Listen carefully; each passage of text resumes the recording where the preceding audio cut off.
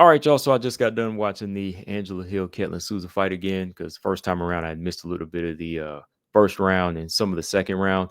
But after watching the fight again, it just turned out to be like any other Angela Hill fight, one that ends in a split decision. The only good side to this one for Angela Hill is that she was actually on the good side of the split decision. Usually when it's a split decision, they wind up giving it to her opponent, but this time around she gets it. I know some people felt like Angela Hill lost this one, but to me it could have went either way. I favored Angela Hill, not just because, I picked her again, but I just think that Angela Hill was just doing what she had to do, as far as, use her grappling in the first round, getting the takedowns in the first and third round and just overall staying busy in the eyes of the judges. I think Ketlen Souza did land more damaging shots in the second round and could have won the third. Could have won the third. I wouldn't have been mad if she got the third round, but I just think that she never really was dominating. She was never really in full control at any moment in this fight. I think she just let Angela Hill do what she wanted to do. Angela Hill pushed the pace. Angela Hill controlled in the clinch. Um, Ketlen Souza just never really made her power dominant to the point where Angela Hill had to respect her. Angela Hill was still in full control of the fight to me.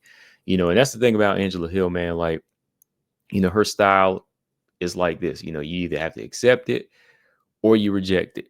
And for some up and coming fighters, they reject the style. They go in there and do their thing and they push the pace on her and they beat her, like a Mackenzie Dern or Tabitha Ricci. They use their size and their youth and strength, but Ketlen Souza didn't really do any of that.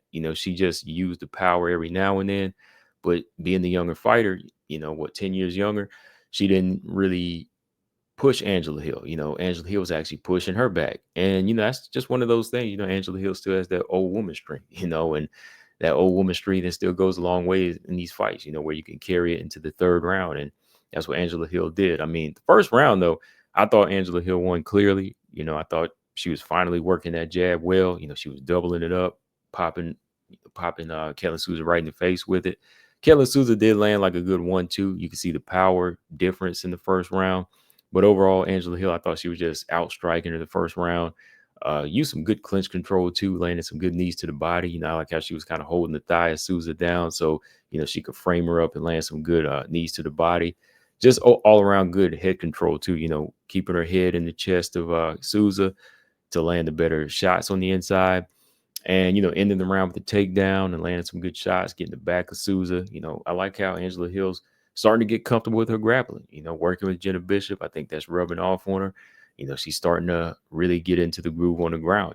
Where she can go in there and just kind of use her strength and just ground control. Even though she's not looking for the submission all the time, she's using that ground control time. The second round, though, Souza did bag that one, with damaging strikes. I think she landed the better leg kicks. Started to kind of bust up Angela Hill's nose up a little bit towards the end of the round. So Ketlen Souza, I don't know why they didn't really come with that kind of walk him down, stalk him down type of plan. She came in there looking kind of like Canelo, as far as the haircut and, just how she was stalking forward. So I was like, why did not go into the body? Why did not go into the body? Why did not chopping that lead leg down? She was just kind of sporadic with the power shots. I know Angela Hill's kind of jittery, but Angela Hill is still like standing right in front of you. So if they had like popped the long jab off and, use the lead leg, just chew up the lead leg of Angela Hill, they could have found those openings. And surprisingly, Ketlen Souza never really went for a takedown. She stuffed a couple of Angela Hill's takedowns in the second round, but she never reversed it or, dropped the level and went for her own. So other than that, I did give it the round, but I didn't really ever see her like try to take full control or break Angela Hill. Even like Mackenzie Dern did. Mackenzie knew she had the power and the strength. She went straight for the takedowns and was just beating Angela Hill up, right? The third round, I think Angela Hill, kind of won the judges over when she got that takedown at the beginning of the round, even though not much was done with it. They were probably like, okay, we see that as ground control. But whenever Souza got back up, Souza was landing more damaging shots. I think Angela Hill did open up a cut. I think it was in the second or third round on Souza. But other than that, Souza again, just sometimes on the back foot, sometimes on the inside, sometimes on the back foot, on the inside, landing big shots, but never really just like pressuring Angela Hill to try to break her and take away Angela Hill's striking. So Angela Hill still pumping out her jab and just throwing out work, just throwing out work. So the judges are looking at this. So to me, I could have seen it going either way. I know it was what, two judges, 29-28 for Hill and 129-28 for Souza. So yeah, split decision. In this case, nobody to blame but both fighters here. I mean, if you want a dominant fight, Angela Hill, maybe she had to turn it up a little bit more for Souza. You had to push the action. Had to push the action, show you the younger fighter and go in there and hurt her. So once again, Angela Hill crushes some dreams again. She crushes another dream of a young prospect like she did with Denise Gomes and Pinheiro and so many others.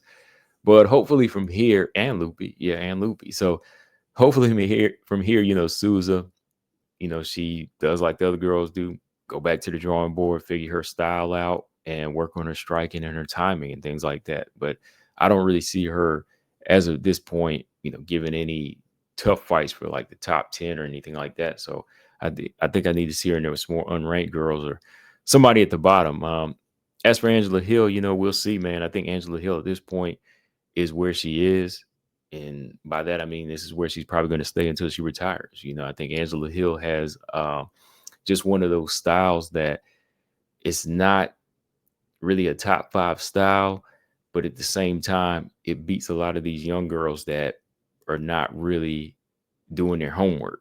And it's going to expose a lot of these girls. So, the way you can say Angela Hill's the teacher, she going to punish them if they ain't doing their homework. Right. Bottom line, that's how it's going to go. So Angela Hill, once again, does it again. And I think that she'll continue to do it until she retires or till one prospect comes along that's too big and too strong that might just beat her down.